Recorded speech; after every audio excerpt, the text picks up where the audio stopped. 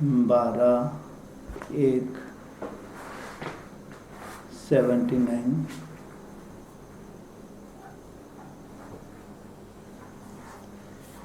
वरदाता बाप द्वारा मिले हुए खुशी के खजानों का भंडार।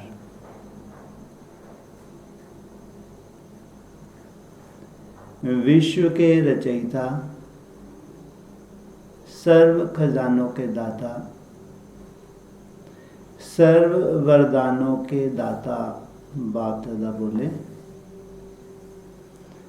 बाप दादा बच्चों के राज भाग्य को देख हर्षित हो रहे हैं। सारी सृष्टि की सर्व आत्माओं से कितनी श्रेष्ठ आत्माएं हैं, कितनी सर्व खजानों से संपन्न आत्माएं हैं।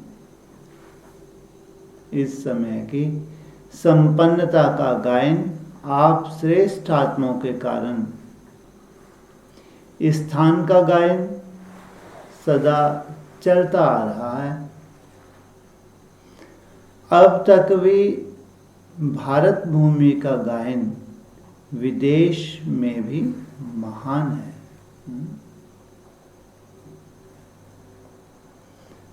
स्थान का महत्व आप चैतन्य महान आत्माओं के कारण है। आज तक भी आध्यात्मिक खजाने के लिए सबकी नज़र भारत की तरफ ही जाती है। अगर अध्यात्म ज्ञान चाहिए तो भारत में मिल सकता। स्थूल धन से गरीब माना जाता है, लेकिन आध्यात्मिक खजाने, अविनाशी सुख और शांति, शक्ति, इन खजानों में भारत ही सबसे संपत्तिवान गाया जाता है। स्थूल में क्या है? भारत गरीब मानते हैं, लेकिन अध्यात्म के हिसाब से श्रेष्ठ दृष्टि से देखा जाता है। तो आपको इस संगम युग की संपन्न स्थिति के कारण ही स्थान का गायन है। इतने खजानों से संपन्न होते हो जो आधा कल्प वही प्राप्त खजाने चलते रहते हैं। इतना खजाना जमा होता जो अनेक जन्म खाते रहते। ऐसा कभी कोई सारे कल्प में नहीं बन सकता। आपके जैसा पूरे कल्प में कोई नहीं बन सकता। संगम युग सर्व गुणों से में छोटा युग होने के कारण इनकी बहुत थोड़ी सी आयु है। जितनी छोटी सी जीवन है, छोटा सा युग है, इतनी कमाई सब युगों से श्रेष्ठ है। चाहे सतयुग हो, त्रेता हो, द्वापर हो, कलयुग हो, चारों युगों से श्रेष्ठ कमाई करने का युग ये छोटा सा युग, संगम युग। सदा अपने खजाने को स्मृति में रखते हो। क्या क्या खजाने मिले हैं, किस द्वारा मिले हैं और कितने समय तक चलने वाले हैं। बाप ने खजाने तो सबको एक समान दिए हैं। किसको 1 लाख, किसको 1000 नहीं दिया है।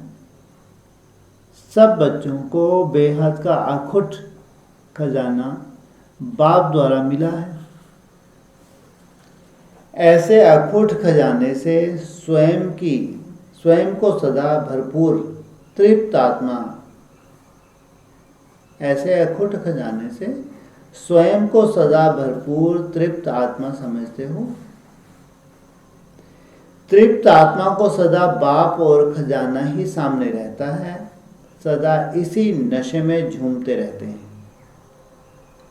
सबसे बड़े से बड़ा खजाना, जिस खजाने के लिए अनेक आत्माएं अनेक प्रकार के साधनों को अपनाती हैं, फिर भी वंचित हैं, वह कौन सा खजाना आपको मिल गया। आज दुनिया में किस खजाने की इच्छा है? जिस इच्छा के कारण आत्माएं जगह जगह भटक रही हैं, आप सबके पास सिर्फ अब के लिए नहीं लेकिन अनेक जन्मों के लिए भी जमा है। कौन सा खजाना? सबसे बड़े से बड़ा खजाना है खुशी का खजाना। संगम युग के लिए नहीं, कब कब के लिए मिलता है? जन्म जन्मांतर के लिए। इसी खुशी के लिए लोग तड़पते हैं और आप सब सदा खुशी में नाचने वाले हो। आप सबके यादगार चित्र में भी खुशी का पोज दिखाया हुआ है। अपना चित्र याद है ना? अमृत वेले से लेकर इस खुशी के खजाने को यूज करो। सोचो, वह अपने आप से बात करो। आंख खुलते और सामने आता है पहले पहले संकल्प में किससे मिलन होता है?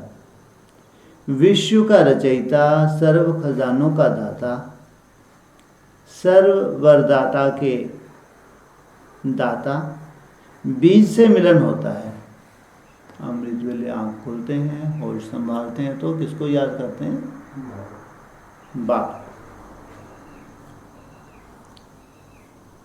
जिसमें सारा वृक्ष समाया हुआ है। सर्व आत्माएं भिखारी बन बाप की एक सेकंड की झलक देखने की इच्छा से कितने कठिन मार्ग अपनाते हैं, और आप श्रेष्ठ आत्माएं सर्व संबंधों से मिलन मनाने के अनुभवों के श्रेष्ठ खजाने के अधिकारी हो। तो सबसे पहली खुशी की बात है अमृत वेले सर्व संबंध से बाप से मिलन मनाना। दुनिया भिखारी है और आप हो बच्चे। इससे बड़ी खुशी और कोई हो सकती है क्या? तो अमृत वेले से इस खुशी के खजाने को यूज करो। यूज करना ही खजानों की चाबी है। दूसरा खुशी का खजाना, इतनी सकीलदी श्रेष्ठ आत्माएं हो। स्वयं भगवान आपको पढ़ाने के लिए परमधाम से आते हैं। लंदन व अमेरिका से नहीं आते, इस लोक से भी परे, जहां तक साइंस वाले स्वप्न में भी पहुंच नहीं सकते, ऐसे परम धाम से स्पेशल आके पढ़ाने आते हैं। और फिर पढ़ाई की फीस नहीं लेते, और ही पढ़ाई की प्रारब्ध स्वर्ग का स्वराज स्वयं नहीं लेते, आपको देते। तो इससे बड़ी खुशी और क्या होगी?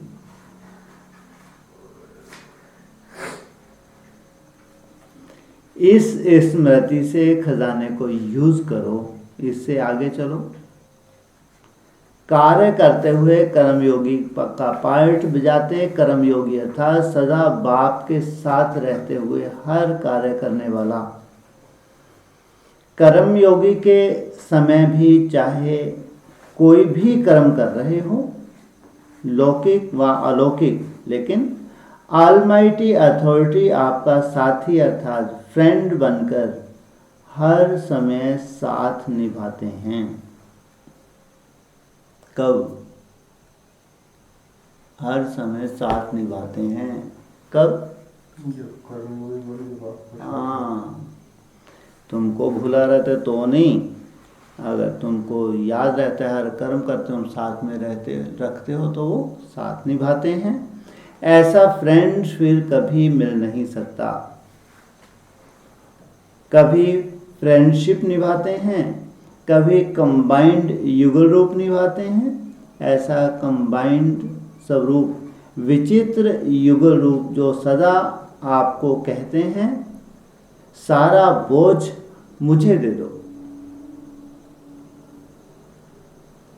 और तुम सदा हल्के रहो। जहां भी कोई मुश्किल कार्य आए तो वह बोझ मुझे अर्पण कर दो, तो मुश्किल सहज हो जाएगा। ऐसे कर्मयोग के पार्ट में सदा साथीपन के खजाने को, सदा साथ के खुशी को यूज करो और आगे चलो। जब कार्य से खाली हो जाते हो तो सबसे बड़े से बड़ा मनोरंजन का धन प्राप्त है। अगर आपको सैर करने की रुचि है, व देखने की रुचि है, पढ़ने की रुचि है, श्रृंगार की रुचि है, डांस की रुचि है, रूह रेहान करने की रुचि है, जो भी रुचि है वह सब मनोरंजन के साधन आपके साथ हैं।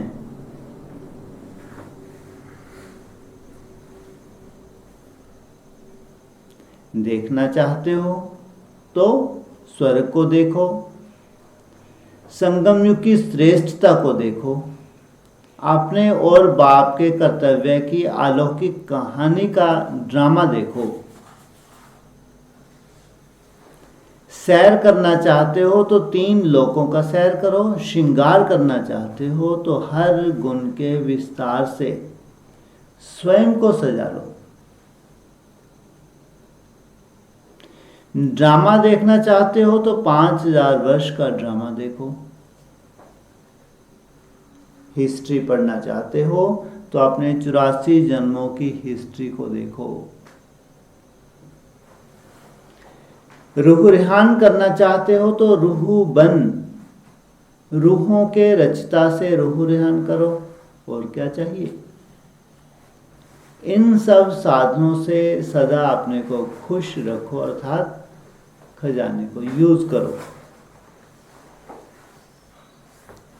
भोजन बनाते हो, भोजन बनाने के समय पहले भोग लगाना है, अर्थात प्यारे तो प्यारे बाप को स्वीकार कराना है। इस स्मृति से भोजन बनाओ कि किसको खिलाना है। आजकल की दुनिया में अगर कोई प्राइम मिनिस्टर व प्रेसिडेंट आपके पास खाने आते हैं तो कितनी खुशी होती है, लेकिन बाप के या आगे यह सब क्या है? तो सदा बाप आपके साथ भोजन खाते हैं।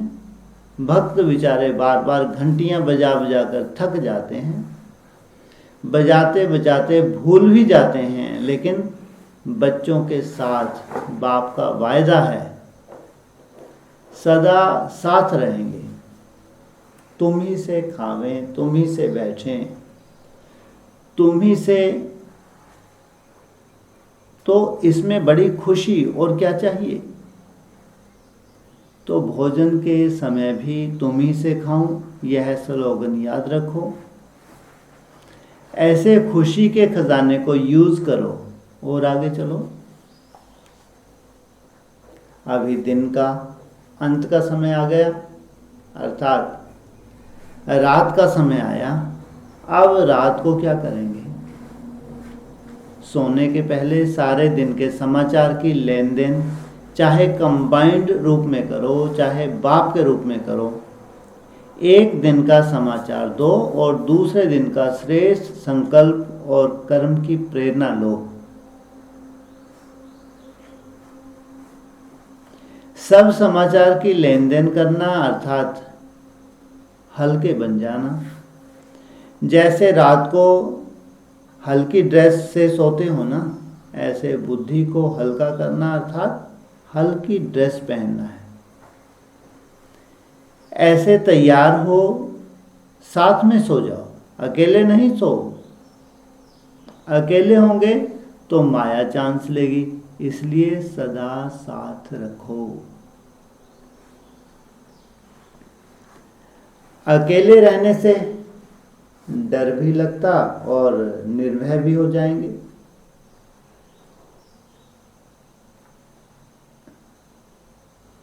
आप निर्भय रहेंगे और माया डराएगी।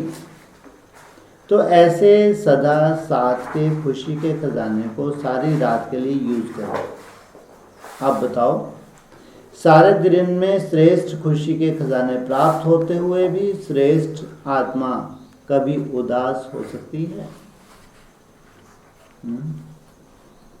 इन खजानों को यूज करते हैं तो खुशी, नहीं तो उदासी व अन्य कोई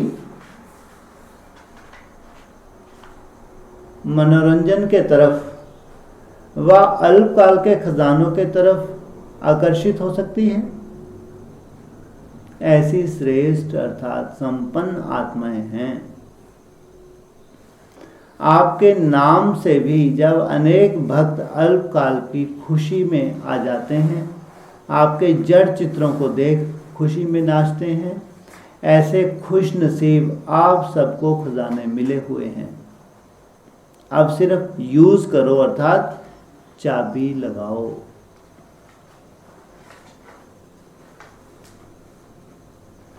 चाबी होते हुए भी समय पर नहीं मिलती है, समय पर खो जाती है, इसलिए सदा सामने रखो अर्थात सदा स्मृति में रखो। बार बार स्वरूप स्मृति को रिफ्रेश करो। खजाना क्या और चाबी क्या? हर कर्म में जैसे सुनाया वैसे प्रैक्टिकल में लाओ, अर्थात स्मृति को स्वरूप में लाओ। समझा क्या करना है? अच्छा, ऐसे सर्व खजानों से संपन्न आत्माएं हर कर्म में बाप के साथ सर्व संबंध निभाने वाले, सदा बाप को अपना साथी अनुभव करने वाले,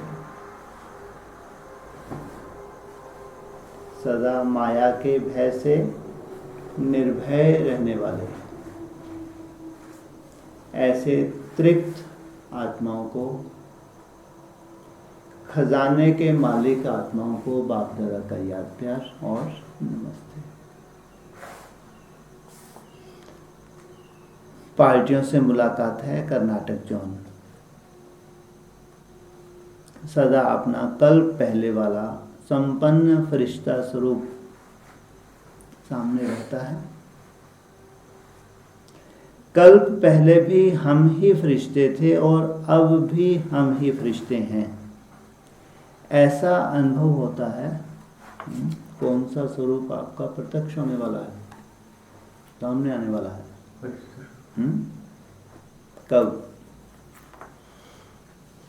कब आएगा? तुम्हारा फरिश्ता स्वरूप कब आएगा सामने?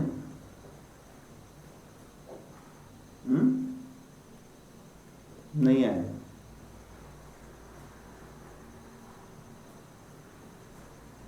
बोलो हैं? 5 साल के बाद। अच्छा, कब आएगा? जब तुम पुराना चोला छोड़ दोगे, तभी मिलेगा।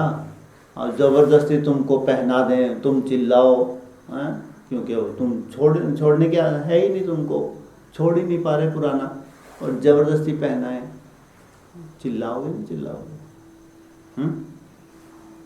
सहज धारण कर लोगे ड्रेस फरिश्ते रूप की? हाँ, हो सकता है? हो नहीं सकता।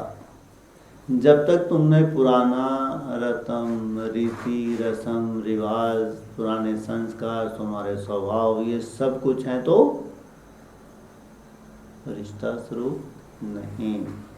रिश्ता अर्थात हल्का, रिश्ता अर्थात फर्श की दुनिया से कोई रिश्ता नहीं। मेरा तो एक बाप, दूसरा ना कोई। खुद उड़ते हैं तो दूसरों को उड़ाते हैं। तो कंडीशन क्या है? फरिश्ता ड्रेस कब मिलेगी? जब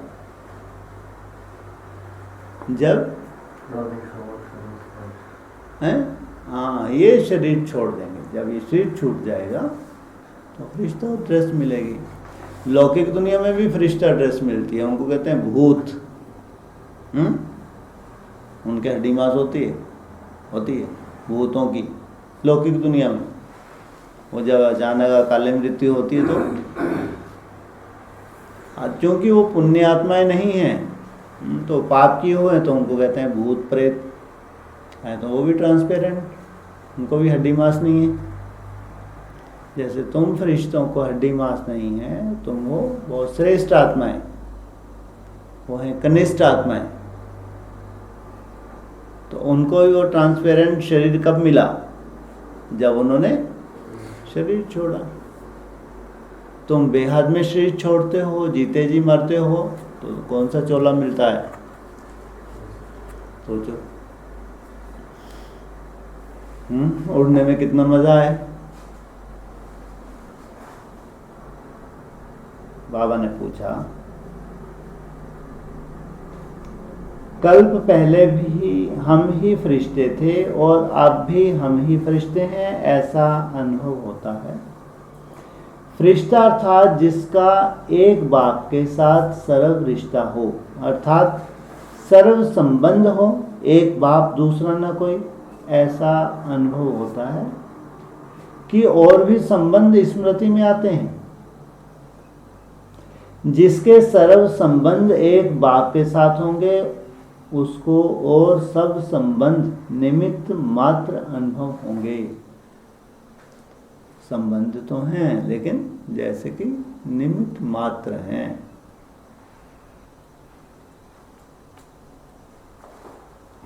वह सदा खुशी में नाचने वाले होंगे, कभी भी थकावट का अनुभव नहीं करेंगे।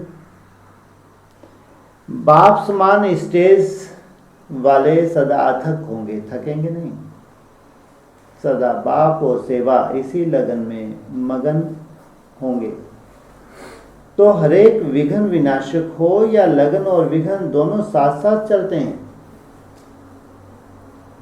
एक है विघ्न विनाशक और एक है लगन भी लगी हुई है और साथ साथ विघ्न भी आ रहे हैं, साथ साथ चलते हैं।